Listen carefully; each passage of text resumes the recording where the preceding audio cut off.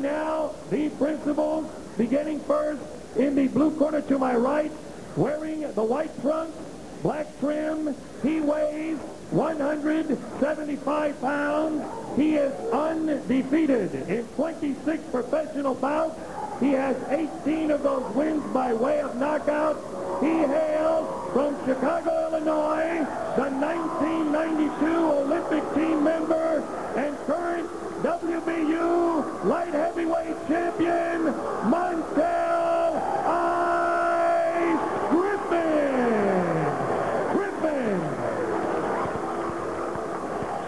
His opponent in the red corner, wearing the blue trunks, also weighing 175 pounds.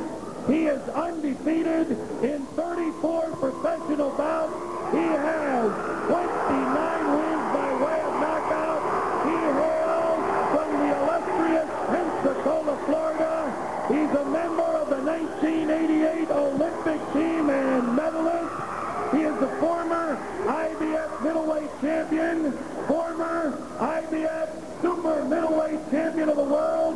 He is rated by the Bible of Boxing Ring Magazine as the world's best pound-for-pound fighter, the WBC light heavyweight champion of the world, Roy Jones Jr.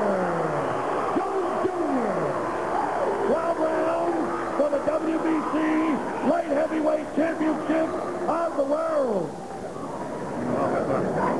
John, you already got the instructions in the dressing room. I expect a good clean fight. Two things you must remember. Obey my commands, and most important, protect yourself at all times. Shake hands. Good luck to both of you. In summarizing Jones's style, Griffin said he don't want no problems. We're here to find out if Griffin can give him some problems. Well, I think that Eddie Futch, trained McCallum for his fight, and McCallum's jab really bothered Roy. Just couldn't seem to get himself set, and I think that's what they're planning on doing tonight. Try to get Griffin to overuse that left jab, try to keep Roy off balance so he can't get set for those big punches. Round one begins. Montell Griffin works off the jab from his low crouching position, and he dominates the early action as he tries to go to Roy Jones's body, and Jones kind of steps back on the ropes to get a look at what Griffin's got. Griffin with a hard right hand to the side of Jones's head. Roy Jones has not thrown a punch so far. Starts with a little left hook. Griffin slightly off balance as Jones attacks him with a left and a right. Hard right hand by Jones. Griffin shook it off and took it pretty well. And full good left hook counter. I thought that he was off balance in the earlier when he was stumbling around. He hadn't really been hurt. He was a little bit surprised, but that last punch hit him flush. Nothing happened. That amazed me, Larry, because any time early in a fight when Roy catches a guy, either they go or they look so surprised they don't know what hit them. But he is a natural light heavyweight. Let's keep that in mind. Roy Jones is a natural middleweight. Griffin has never fought at any weight except light heavyweight. Montell iced Griffin with the name of his wife, Troy, on the left leg of the trunk, and his children, Montell II, son, daughter Berea, on the right leg of the trunk. And again, Griffin is carrying that left hand very, very low, and Roy Jones thought that he could take advantage of that by nailing him with right hand. And if you think that Roy is being too cautious in round one, remember, the rubric for the fight is patience is a virtue. He wants to get Montell Griffin going as a counterpuncher. He says, I want to lead a little bit, make Griffin counterpunch me, and then counter his counter. Well, that's always been Griffin's forte. Anytime he gets in an exchange to be even, but he finishes it up with the left jab as he just did then. Jones allowing Griffin to attack him to the body, and Montell got in a couple of very good shots to the Jones ribcage.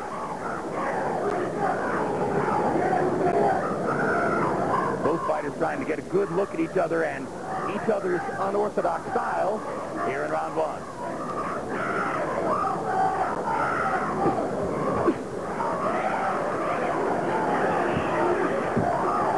Griffin making Jones miss over the top. One of his strengths, being able to crouch, duck, slip, move his head at just the right moment to make the opponent miss.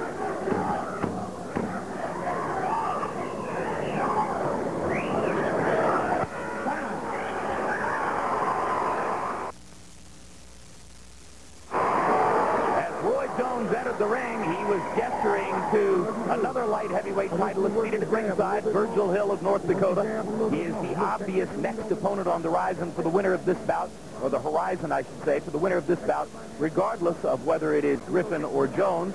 Didn't see whether Montell noticed him, but Roy Jones walked right past him into the ring and was gesturing at him, and Hill gestured back. He's trying to entice you to come inside in and sing. Right. Keep saying. Get him against the rope. Use those combinations that you're using. But when you come out, don't come out standing up straight. Just come out low or go to the side, one side or the other, okay? All right. Another visitor here tonight, Evander Holyfield. Roy Jones with an uncharacteristically low punch output in round number one, as he took most of the round to try to feel out Griffin and his unusual unorthodox style. Griffin landed more punches in round one, and we'll wait and see what happened on the scorecard. That Roy Jones left hook is like lightning. But his left jab is like a glass of water. Well, right now, again, Larry, he's jabbing short. He's not committing himself with that jab. You never know exactly what's in Jones's tactical mind as he goes into a bout. Well, I mentioned that he might try to out-jab Griffin, but he is jabbing a lot, but he's not hitting anything. He's throwing an 18-inch jab against an opponent who's 36 inches away.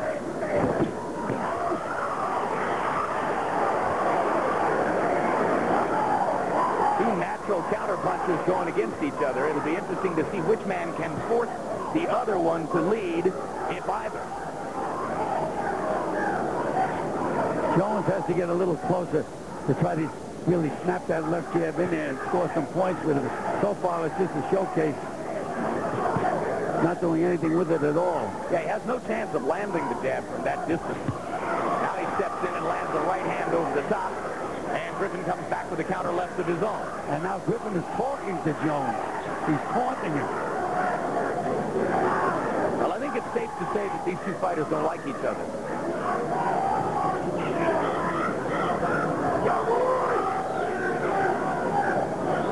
In fact, after the weigh-in yesterday, Roy Jones had his phone shut off and told his trainer, Alton Merkerson, don't try to reach me, I have an attitude.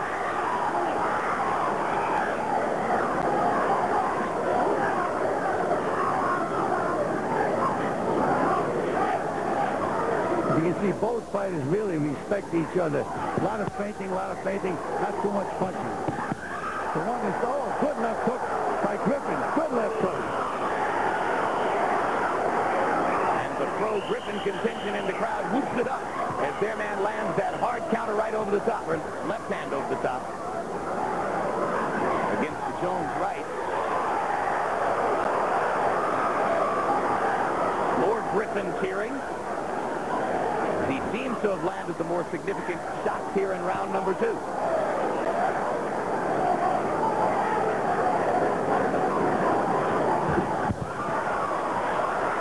Left hook landed inside for Jones as he stepped in.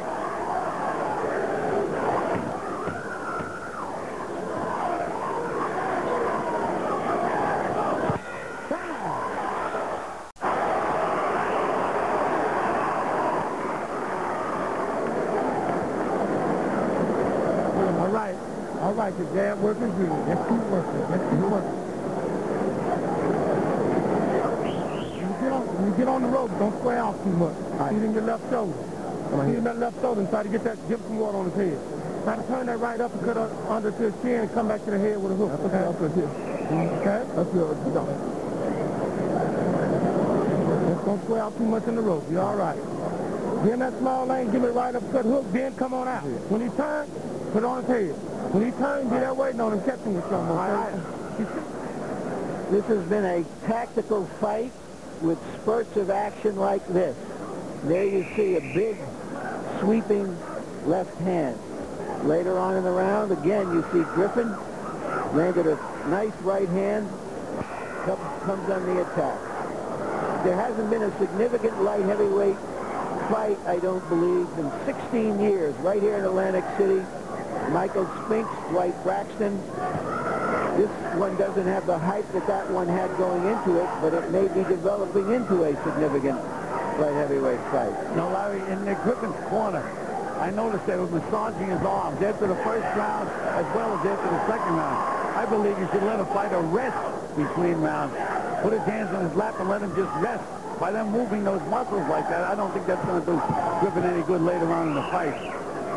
But by CompuBox numbers in the first two rounds, although Jones has thrown many more punches, 89 of them, Griffin has landed more, 29, landing at about a 50% rate, and it wouldn't shock me if somewhere in the house there's a scorecard that has Montell Griffin winning the first two rounds. Well, there's one right here. Big left hook by Griffin. Big left hook. Caught Jones with his chin up in the air. And you see Roy Jones flinching in the middle of the ring as Montell Griffin feints at him with the left. Griffin's people said Jones doesn't like to fight, and we're going to make him fight. Well, that certainly got Jones' attention, no question about that. And Griffin, ice on his trunks, and he's fighting like he has ice in his veins.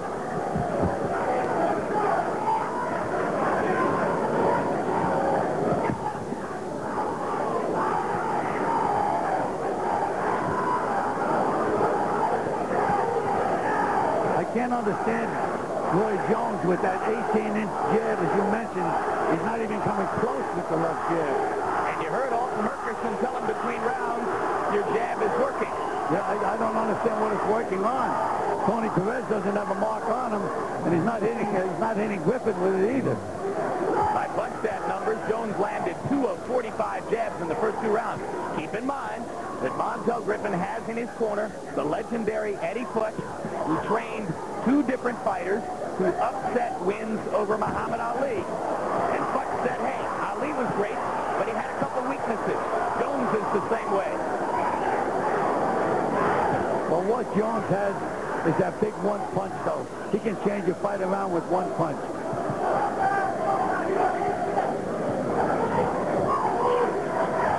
Well, he's going to have to step closer to do that, Gil. He can't stay back at this distance and allow Montell to step in on him and dominate the action the way he has in the last couple of rounds and expect to do damage. No question about it. Jones, I don't know what kind of fight Jones is fighting. If he's waiting for the one big punch, he could be making a mistake. Griffin could be putting these rounds in the back. Well, Griffin is giving Jones problems. All right. I'm coming. Yeah. Give him some on his head. He's coming. Start bringing down my head. Start bringing down the stomach a little bit. See what it do. See what it do. You might really land something up top. Okay? Fine now. Just drop it down. Bring down. See if it drops them hands. Try to sit the hooks up now. He's closing the gap up a little bit. That's good. That's good. Get your butt out on the rope. Don't get too straight up so you can get some leverage on your shot. That's good. Right? So you can I'm going to hit one more time. So you can get some leverage on the Once again, the significant punch landed in this round by Griffin.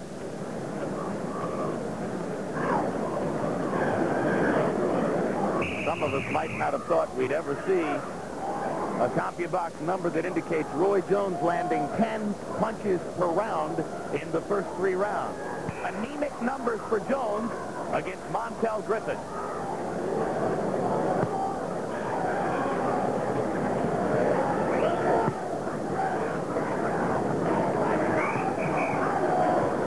Throws 4 more jabs to begin this round, none of them anywhere near Montell Griffin's face. He has never liked to commit to the jab. because he is so defensive-minded. He doesn't want problems. He is able to fight like nobody else fights because of those amazing reflexes and his strength. It's almost like he throws few body punches, few meaningful jabs. It's almost like talking without verbs and nouns, but he's gotten away with it up to now. But if he does this for 12 rounds against Montell Griffin, he's liable to watch his zero go away.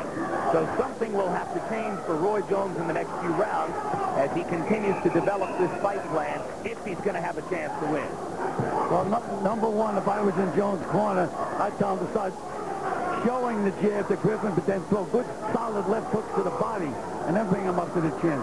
But that's another thing that Jones does not like to do. He doesn't like to really drop down and throw those body punches. Now, on the other hand, Gil, Montell Griffin has found 3 or 4 opportunities to land big left hooks.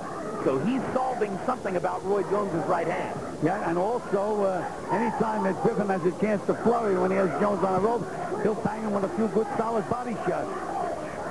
Jones, I don't know what he's waiting for. When he fought cautiously in the closing rounds against Mike McCallum, a lot of people said, well, okay, Roy carried McCallum because of his respect for the aging fighter. But his critics, those who aren't overwhelming Roy Jones fans, said, my God, if he had that much fear of McCallum, how's he going to treat Montell Griffin? Well, it would seem to me that very strange if he had any fear of Mike McCallum, because McCallum really hasn't got any power, or no longer has any power. But there's Griffin again. When he gets the guy on the ropes, he's hustling and scoring points. That's exactly what he did to Pete Tony. He out-hustled him in the rounds that were close. There's the first solid jab that Jones landed. Griffin scoring in close. Roy Jones not scoring when Griffin bangs him against the rope. It's been the kind of fight that Montell Griffin might have dreamed of so far.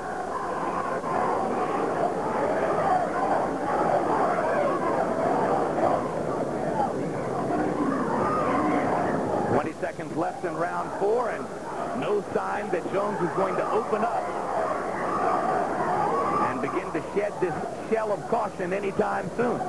Meanwhile, Montell Griffin gaining in confidence with each passing minute. And Griffin rakes Jones to the body again as round 4 comes to a close. As long as he lay back like that, just touch him with the jabs, man. Just touch him bothered it, man. See what I'm saying? The bank's bothered. But if you step back, you give it up. You know what I'm saying? Just hold him, make him earn everything you get. And keep your right hand high in the process. Okay? Okay? Well, if you were with us at the beginning of the evening, you heard Roy Jones boast in our opening tease. I've been playing with my bag of tricks, and Confucius says Griffin won't see 6. We're in round 5 now. Harold Letterman, how do you score it so far? Jim, 3 rounds to 1, 39-37, Montell Griffin. Jim, I gave Roy Jones the first round because he hit Montell with a right hand that made me go out. But after that, Montell's driving him into the rope, landing those solid shots to the body, and really winning those rounds by out-punching Roy. I think Roy's throwing that short jab to sucker Montell into punching, and Roy can hit him with a counter right. But I'm surprised Roy doesn't step in and give him angles. That's what he's not doing.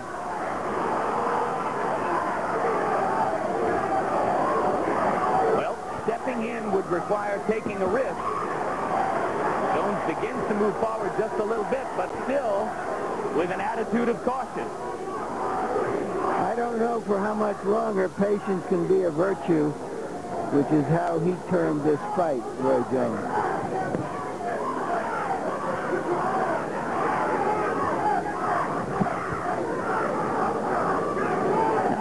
Now Griffin has that left hand right down around his hip. That's when Jones said he could take advantage of that with a straight right hand. But again, Larry, he's being overcautious, and he's really not letting anything happen. You know, both of these fighters were taught how to fight by their fathers at very young ages. So they're both ring wide. And this stance by Griffin is trying to make Jones punch him with the right hand, but he's not there to be hit that easily. Jones up and under with the left hand, one of his better punches of the fight. I woke Griffin up a little bit, because he was starting to get a little, fall asleep a little bit. Yep. Jones' contingent in the crowd hoops it up for that one. But the math of this is pretty simple for the supposedly unbeatable Roy Jones. If at some point in the fight you get 5 rounds down, which isn't out of the realm of possibility here, then you got to win all the rest. Four-score knockout. Good right hand by Jones. Didn't move Griffin at all. Griffin ducked right into it, which indicates that maybe Jones is starting to size up his moves. Another right hand and a quick left by Roy Jones.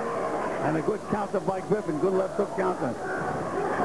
Griffin has certainly gotten Jones's attention with those body punches. You can tell that Roy Jones doesn't want to feel Griffin to the ribcage anymore if he can avoid it. This will be ruled a slip by referee Tony Perez. Oh, it certainly was a slip. No question about that. Yep. I think Roy Jones is hoping for something more. He started to raise his arms, maybe trying to influence the judge, but Tony Perez has been around a little bit too long for that. Tony Perez refereeing. His wife, Barbara Perez, seated at ringside in the middle of your screen back there. One of the judges for the... Way to work. All right, it's reflexes. Reflexes slowing down a little bit now. You go baby hit this search in a minute. Hey, look at my head, sir. Get it on his head. You go baby start hitting him in a minute. Way to work. Way to work. We're doing good. Way to control the fight, man. Just don't let him... Yeah. No, just don't let him sit back. Don't let him sit back. Keep something in his face. Always keep the action going. The graphic shows you which man is fighting his fight tonight. Start hitting him with some stuff now. Yeah, it's time to work now, baby. Yeah. Keep that right hand high. Keep that right hand high. You throw the right hand in the body. You try to make sure you get about the left hook. Okay. He's trying to find something to work. Okay?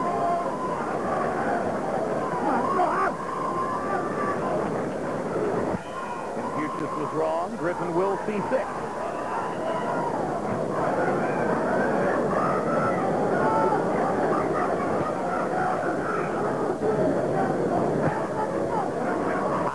Night in here. Grand ballroom at the Trump Taj Mahal. Both fighters. Every time Jones stays against the ropes and allows Griffin to throw those body punches, it's scoring points for Griffin. Good left hook by Griffin. Jones nailed him, but Griffin nailed him right back. Out-punched him. Jones using some of the stuff that had dazzled previous opponents. Griffin eating it up right now.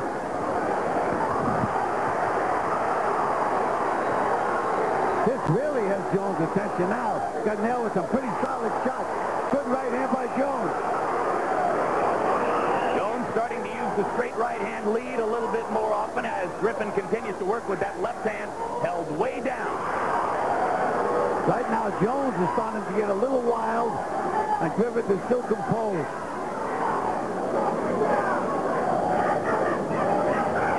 Jones is going to have to get a little wild if he's going to improve those punch tag numbers and work more damage against Montell Griffin physically. Well, he's going to have to change his strategy and start to throw some body punches, set up his other punches. Hasn't done anything in the fight so far to wear Griffin down and take away his steam.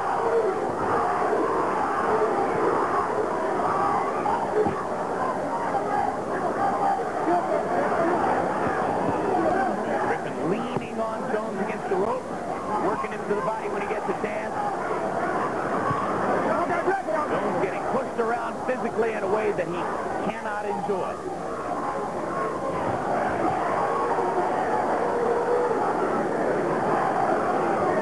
Jones is trying everything in his bag of tricks, and nothing is working thus far.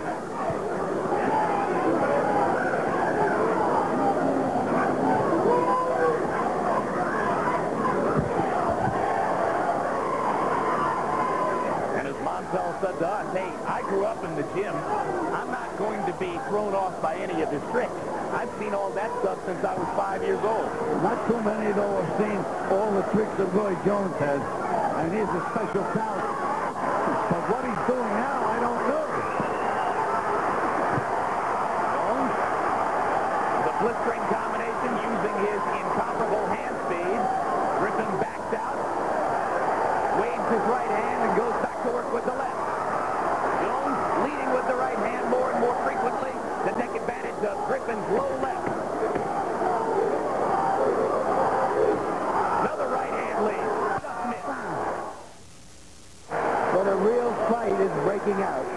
Absolutely. That's what I'm talking about right there. Wait for it. Right here, baby. Get some water. That's my here. All right. Let's take deep breaths. Just keep it like that round. Keep it like that round. That's beautiful. Way to turn him. Way to turn him when you hit it. You trying the same thing? Round 6, the best so far for Roy Jones, but here's a look at some of the damage that Montell Griffin has been able to do during the fight. Throughout the early rounds, Jones backing up into the corners, allowing Montell Griffin to go at his body and often to land left-hand counter shots upstairs. And then Jones having to take more and more chances as the fight progressed to try to get inside and turn some of the tide against Montell Griffin. But so far, it's been like a dream for Montell, who's had much the best of it against the unbeaten Roy Jones.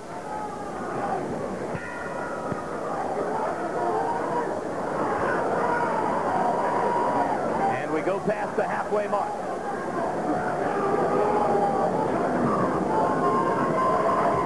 I can't understand Jones. I still can't understand that jab. Not only he's not reaching Griffin, but he's jumping back when he throws it. Bill, I don't think he's ever been an exponent of the jab because he's always looking to play defense. Jones looking down and winking at Harold Letterman and talking to Larry Merchant as he tries to work against Griffin while Griffin leans in on him. Well, I've got to start winking at Griffin. Good left hook by Jones. Right hand and a left by Jones.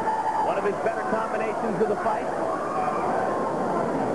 But you can just see Griffin bristle when he gets hit with that punch. And he may feel the punch, but it brings up his competitive juices. Well, it becomes clear that in the light heavyweight division, it's going to take accumulations of punches for Jones to knock people out. He's not going to be able to do it with 1 or 2 punches at a time the way he did at 160. Well, again, Jim, it depends on the opponent. He's really not hitting Griffin that solid. He's moving a little bit with all the punches. He's rolling. Even when Jones lands those right-hand leads, the little movement from Griffin is taking some of the sting away from it. Midway through the 7th round, now Jones stepping back into that cautious stance that dominated his earlier activities in the fight. You see, he's shaking his head that the punches don't hurt, but they're scoring points. And when they're in this position, Griffin throws more and lands more to the body. That does Roy Jones.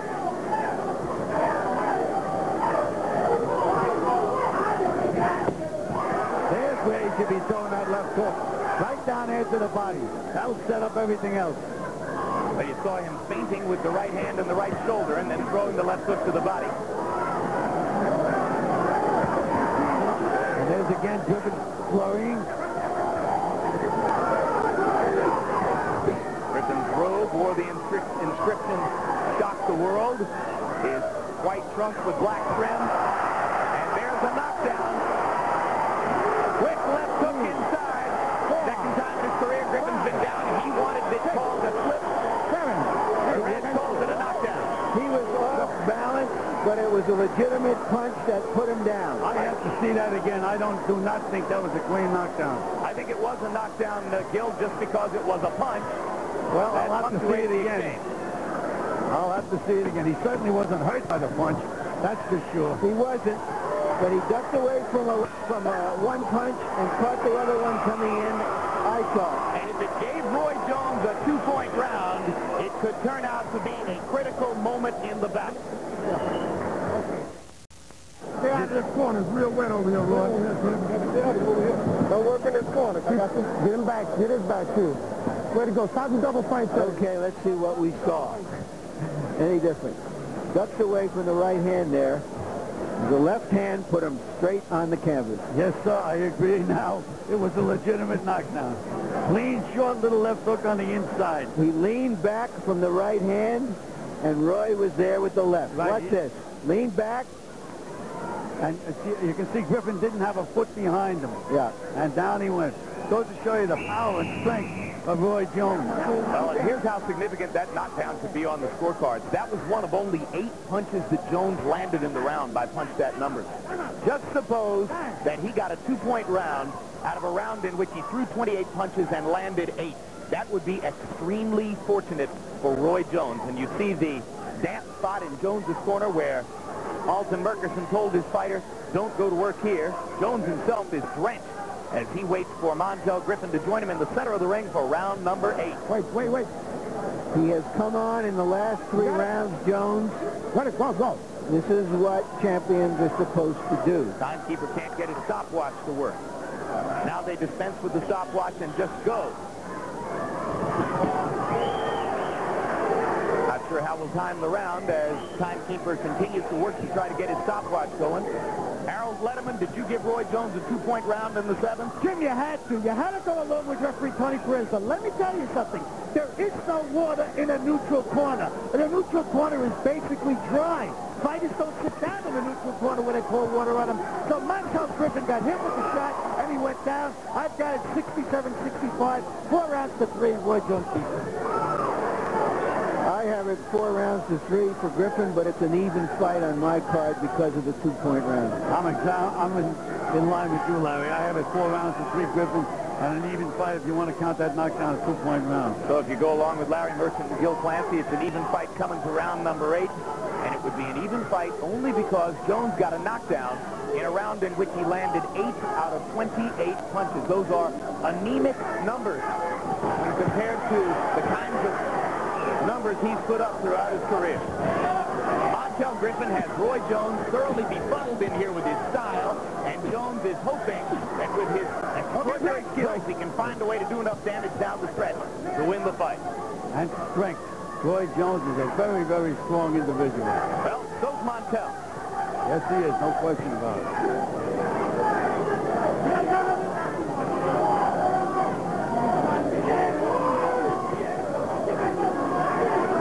James Toney clearly underestimated Montell Griffin in their first fight. Good stiff jab by Montell Griffin. Roy Jones fires the right across the top and then immediately covers up. And Montell Griffin bashes him with a counter left. But also Montell Griffin moved Jones with his shoulder first, which was a foul. And then he nailed him. Really nailed him.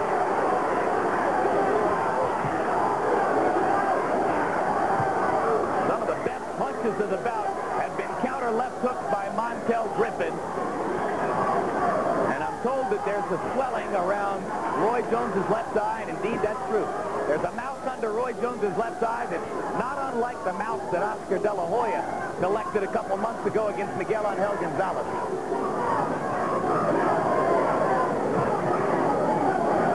This is where Montell Griffin scores his point. Yep. When Jones backs up into the corners, Griffin just rakes him to the body. There's another good left to the body there by Montell Griffin. Griffin takes a close look at Jones's swelling eye and warms to the task as he tries to focus on that target. Okay, time. This is, beyond any doubt, the most competitive fight Roy Jones has ever been in as a professional. If I was in Roy Jones' corner right now, Don't give it up. I'd use an expression I used to use with my fighters. I'd say, Roy, the ropes are hot. If your back touches the ropes, get off them immediately, because that's when he's giving rounds away. When he stays against those ropes and he allows Montell Griffin to punch.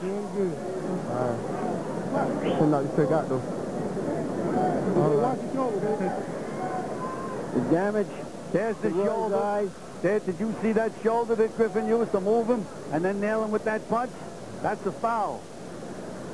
Watch it again. Watch that. There's the shoulder. It was Rick with almost with a forearm, I thought, that he pushed him off. But it's a very clever maneuver, one that only a kid that spent a good part of his life in the gym would know about. That's correct. Punch stat numbers through 8 rounds tell a tale of a brewing upset by Montell Griffin. He's landed 130 punches to 92 for Jones. He's landed at a 47% rate to 28 for Jones. He's landed 61% of his power shots, many of them to the body. How much does Roy Jones have left as Griffin goes to his body one more time? And again, Jones doesn't even try to counter.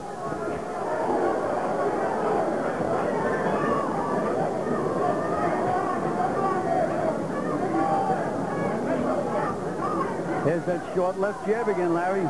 Griffin is just ignoring it because he knows it's not coming at him. He doesn't even blink when he throws it. It's like shooting a blank cap pistol. Jones nailed him pretty good that time. Jones nailed him with a good left hook again.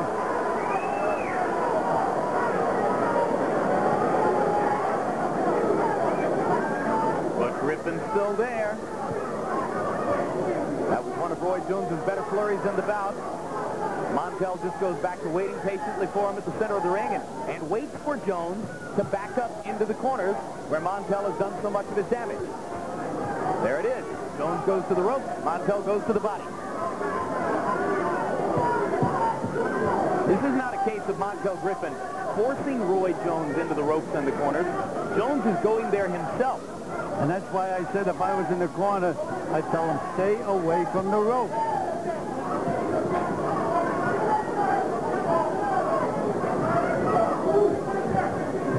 You know, Gil, to the average fan, it doesn't sound like much when a fighter moves up from, say, 168 pounds to 175. Can it, in fact, be a world of difference? Oh, there's no question about it. Look at Roberto Duran. He's one of the greatest lightweights. Big right hand by Jones. Big right hand. And Griffin is hurt. No question about it. Griffin is hurt. Jones looking to finish. Griffin wobbling a little bit. Jones comes in and lands the right hand lead again. And a couple of left hooks. And Griffin's knee goes down. And Jones lands two punches after Griffin's knee was on the canvas. And now Griffin slips forward. And Tony Perez starts the count. That was a foul. I don't know if Perez will call it. Question about it. Two punches while he was down. Not 1-2. And the doctors are in there with Montell Griffin, who took those two blows with his knees on the canvas. And that was the difference between a knockdown and a knockout, or so it appeared from here. It was a definite foul. Foul. Harold Letterman, what's the rule? Jim, in my mind, there is absolutely no question that Tony Perez had just cause to disqualify Roy Jones Jr. should he have made that decision. I mean, it's the referee's call. In my eyes, absolutely he fouled him. Griffin seemed to be down on one knee, and Jones knocked him out when he was on the floor. You know what? Perez could have disqualified him. Let's take another look. Griffin goes down from an accumulation of punishment. Now he's down. He went down voluntarily. That's why Jones was a little bit mystified. Oh, there's no question that Jones... You remember the Riddick Bowe Mathis fight? When they...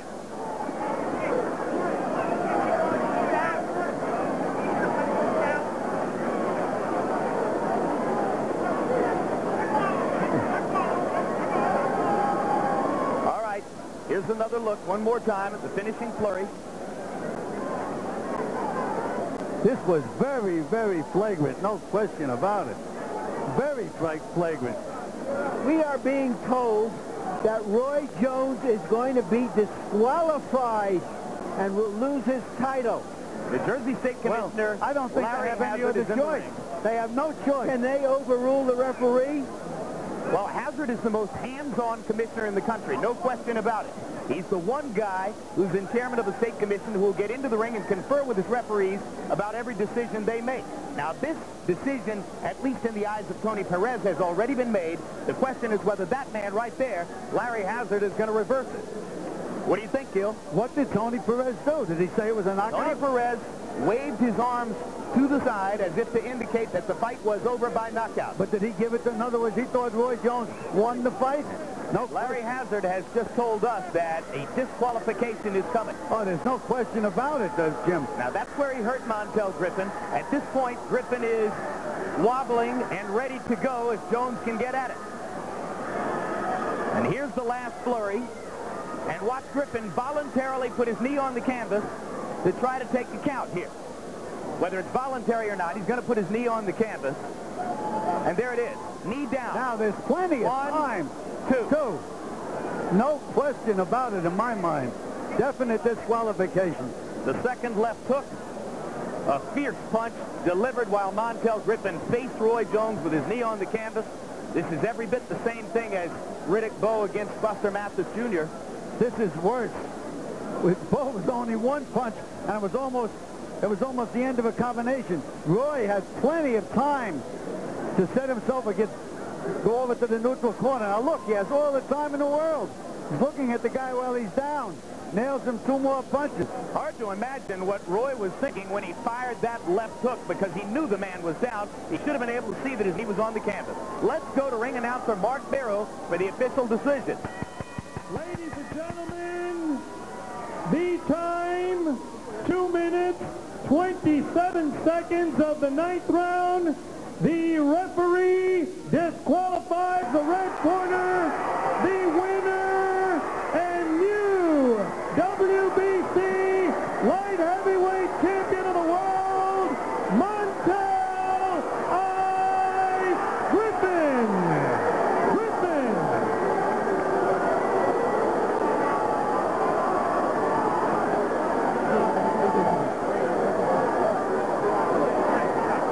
But you can see the conversation taking place there between Jones and Griffin. Certainly, the right decision has been made here. If ever there was clear ground for a disqualification, Harold, Gil, that was it, right? Jim, nope.